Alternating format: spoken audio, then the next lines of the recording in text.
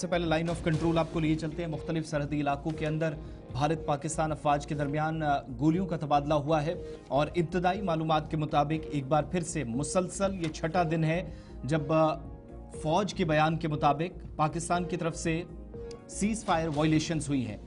कल जहां हमने आपको बताया था कि कुपवाड़ा और पुंछ के अंदर एलओसी पर फायरिंग हुई है, वहीं आज जाकर कंफर्मेशन हो रही है कि कुपवाड़ा, बारामूला,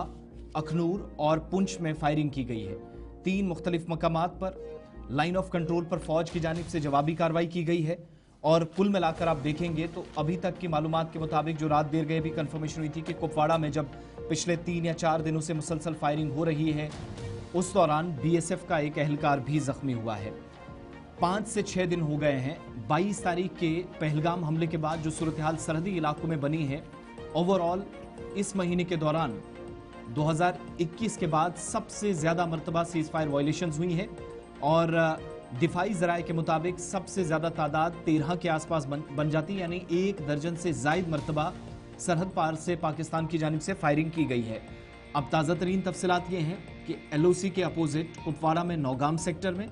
बारामूला उड़ी के अंदर जहां पर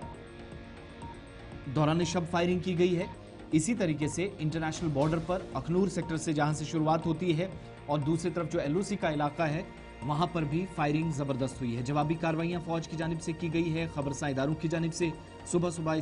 इसकी तस्दीक भी की जा रही है। पहलगाम हमले के बाद मुतअद्दिद बार साल 2025 में अप्रैल के इस महीने में देखेंगे तो सिर्फ 1 या 1.5 हफ्ते के दौरान सबसे ज्यादा वायलेशंस हुई हैं। गुज़श्ता दिनों इस सिलसिले में फ्लैग मीटिंग्स भी हुई, लेकिन 22 तारीख का जो वाकया पेश आया उसके बाद डायरेक्टर जनरल मिलिट्री ऑपरेशंस की मीटिंग का भी कोई असर ज्यादा नहीं दिखा, जो 2021 में भी फरवरी में हुई थी। सरहदें खामोश थी और खामोश सरहदों पर दोबारा से पिछले 1 हफ्ते के दौरान 12 या 13 मरतबा सरहद पार से होने वाली फायरिंग का जवाब भी दिया गया है, जिसकी वजह से मुख्तलिफ इलाकों के अंदर खौफ और दहशत का माहौल है। फिलहाल पहलगाम 22 हमले के फौरन बाद तनाव और कशीदगी जो है वो लाइन ऑफ कंट्रोल और इंटरनेशनल बॉर्डर पर साफ नज़र आ रही है। पाकिस्तान की तरफ से भी पाकिस्तानी फोर्सेस को